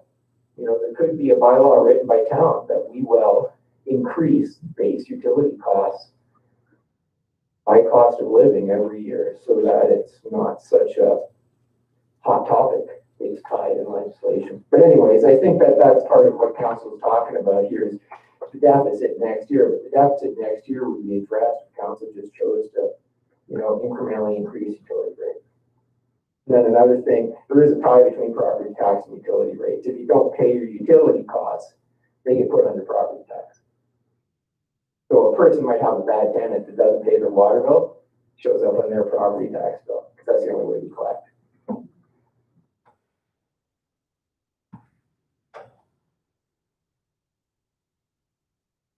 Councilor Westphal? Yeah, thank you. I just wanted to acknowledge that's sort of where I was getting at as well, that I think this, as long as future councils are willing to take on the sort of role that I've been very pleased to have been a part of this council, which is being sort of accepting of a fiscal and taxation in a system that is small and manageable, and keeping up closer to cost of living and closer to cost, and acknowledging the fact that we know that costs go up, forest growth is a thing, and having an organization that has wiggle room is a lot more forward thinking and stable than the one that is always looking to make the next cut and try to pay the bills. So with that line of thinking, I do hope that continues into rates and fees as well, and that we just sort of become more comfortable budgeting and taxing and charging fees that are more in line with the fact that we know from 50 years of budgeting that things get more expensive year over year, and we should try to keep up with that as opposed to making wild swinging corrections every decade or so. That said, we don't get to plan what the next council does, so we could do one of those wild swinging corrections this year and hope that the track record continues, or alternatively, we do a large correction this year, and the next council feels that it was too big of an increase last year, so they don't do an increase next year, and then you fall yourself back to the same track record. So, anyway, I feel like I'm supportive of the motion as it was presented at this time. Thank you. Thank you. Deputy Mayor Smith? Yeah, thank you. So I'm supportive of the motion as well. As I said earlier, I'm not going to push higher percentage utility increases. And I realized that for a number of years it was very complicated around setting those fees, which just probably resulted in why there was only increases every few years. There's a complicated funding formula that the GNWT had previously around how much, if capital funding they gave us to operate this, and then what we could charge, and then by bylaw have to break even, and it wasn't a very clear process, but I think we have a better understanding of that now. I think that the three budgets that this council has done in the past are all very modest increases that reflect the cost of living and are very prudent for the community. I think residents should have faith that the town is being well managed financially. I just really want to reiterate to council that we have a shrinking property tax base, residential. It's getting smaller every year.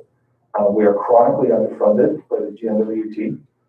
We all understand what that funding gap is to the community, 40 odd million across the territory, but I think $4 million directly to the community. We wouldn't be talking about property tax increases at all if we were adequately funded by the government of the Northwest Territories.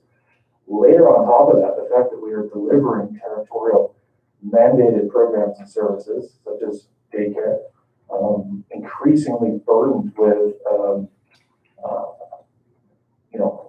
unplanned devolution of programs and services. Residents expect a certain level of services. They expect a certain kind of quality of living within a community that are increasingly the municipal government's responsibility for. So we're dealing with all of this, and we're able to deal with it adequately, but we're dealing with it with a shrinking property tax base. So we need to have really serious conversations about where we're going to get new revenues from in the future, without worrying about are they going to be $48 a year or $84 a year, because that's a drop in the bucket in the overall scheme of things. The percentage sounds large, but in terms of someone's annual household expenses for property owners, it's not huge. And as Councilor Dubé alluded to earlier, we don't know, future monetary policy hopefully will change the way that borrowing and lending is done by the federal government. Maybe austerity, there may not be. We're a government-based town. We will be hit hard by austerity, like we were in the 1990s if that happens.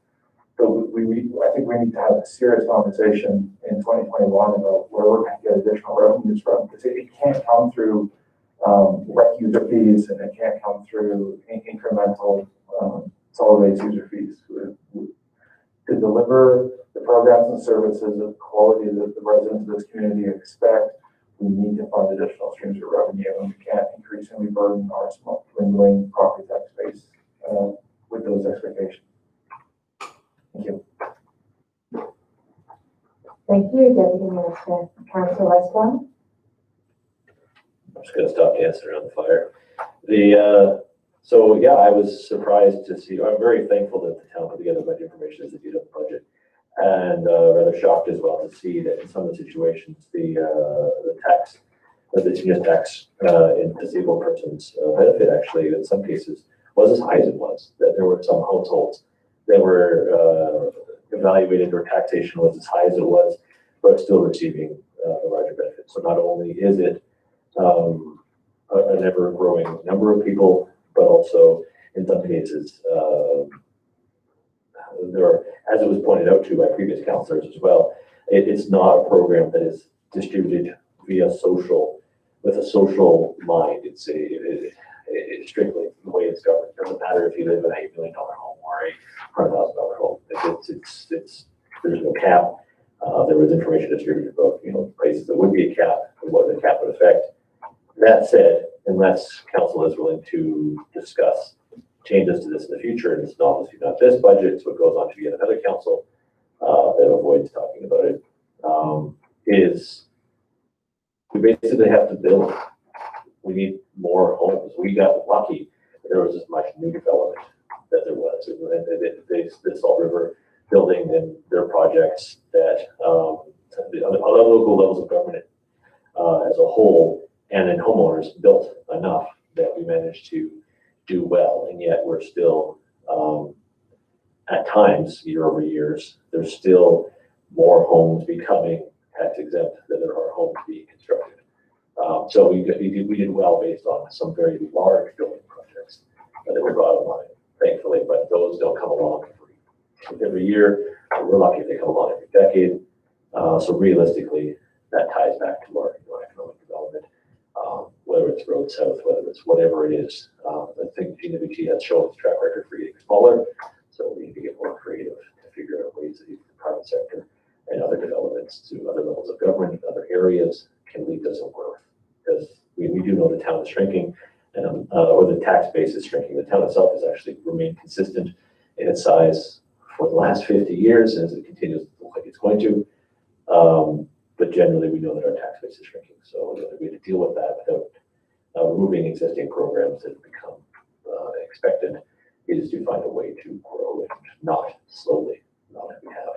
It doesn't necessarily mean grow the population too. It might just mean growing industry, growing in any which way. We see the benefit of large construction projects, institutional, but we also know that the higher our taxation is on commercial, the more we hinder development in those sectors, and the higher we tax residential, the less attractive. So we're going to have to take a whole new look at things in the future to figure out what exactly we can do to fund ourselves from taxation, because I don't have faith that the DWP is going to find a solution to fund us adequately, regardless of them finding the funding formula and agreeing that they're doing so.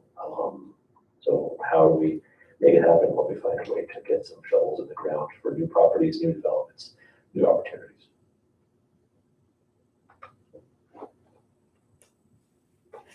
Thank you, Councillor Westwell. Councillor Campbell, Pissinger, and Bolio, do you have any comments on the motion or on the discussion currently?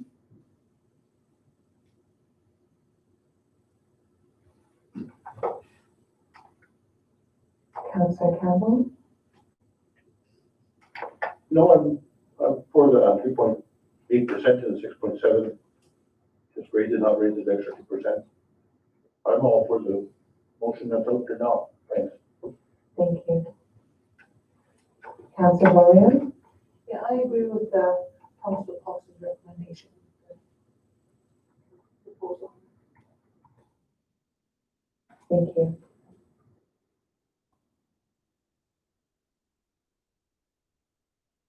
Any further discussion?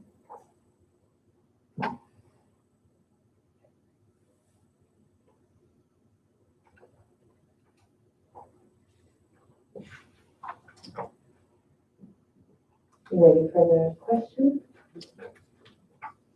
All in favor? Passed unanimously. Thank you.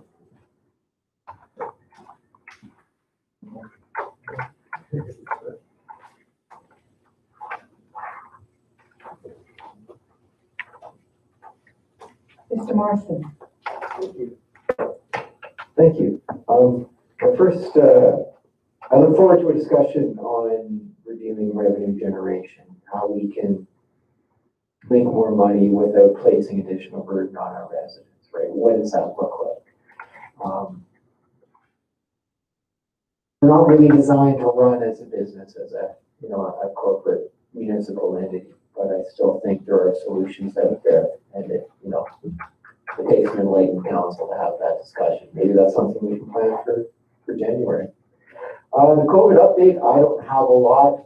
Any information I've been getting, I've been forwarding to council. There are cases of COVID showing up here and there in various communities. They're all people that have, for whatever reason, traveled outside of the territories, caught the virus, brought back, followed the rules, isolated appropriately, and no community spread.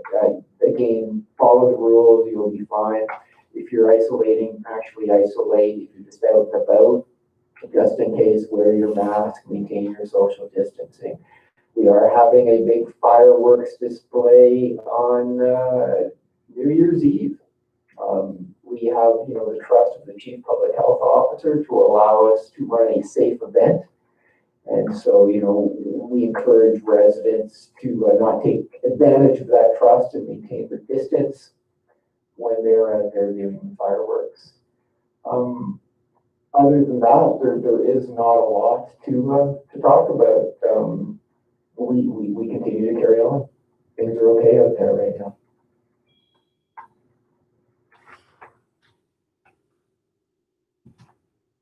Thank you. Any questions or comments by council? Good. All right, thank you, Mr. Morrison. Next, you have Honoraria. Thank you. I'm not looking for a motion of council, perhaps just to provide some information, some direction. So we only have one expression of interest for public membership on the committee to review council honoraria. That expression has already been approved by council. We went out for a whole additional month to see if we could lure more well-intentioned residents in to participate. We were unsuccessful. So you have a chair of the committee or a council appointee to the committee, and you have one resident. So I broke out the briefing note that I brought to council the last time the honoraria committee met back on November 13th, 2018, which was the date. Where provided was a review of all the legislation. There is no requirement for public membership on the committee.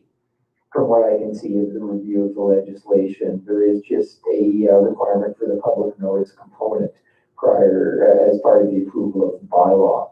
Historically, the town has appointed members of the public just for a sense of transparency and to appear to be not self-dealing, right? There is no legislative requirement for it. So that committee can form and start work right now with Councillor Couvret and be a member of the public who was appointed to the committee should it wish, or we can continue to shake the trees throughout January and over Christmas to see if we can get more members of the public to participate. Again, I don't think it needs to be a motion. Either way, I can put out the expression of interest or the committee can get together. So it's at council's behest. Councilor Cox? Can Councillor Couvret and the member of the public, can they start meeting? And if another member of the public is found, can they be added to the committee? Certainly, actual membership of committees covered under CTV, or actually under town bylaw and policy, I think, is where it sits. And there's nothing about late additions to membership. No rule saying yay or nay, which presumably means you can add or take away at council's wish. Thank you. I think that with the holidays coming up, that there likely won't be any meetings within the next couple of weeks, so we could probably extend the opening until beginning of January.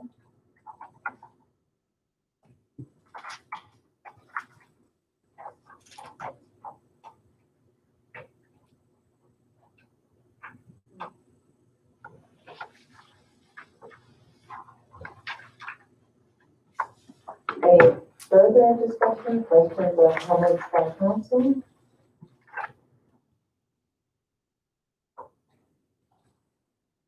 Noted. Thank you, Mr. Morrison, for your updates.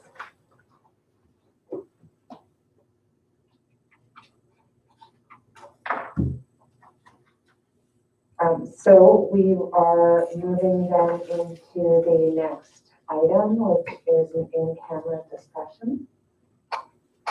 Item F.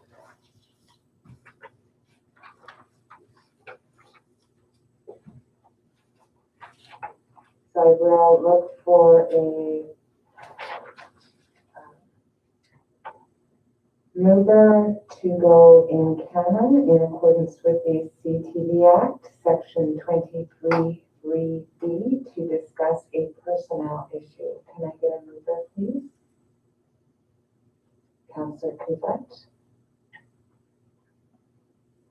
I move that Mayor and Council go in camera in accordance with the CTV Act, Section 23, Paragraph 3, Subparagraph E. Thank you. To discuss personnel issues. Thank you, Councillor Couvret. Can I get a seconder for the motion, please? Councillor Bollier. All in favor? Passed unanimously. Thank you. We will take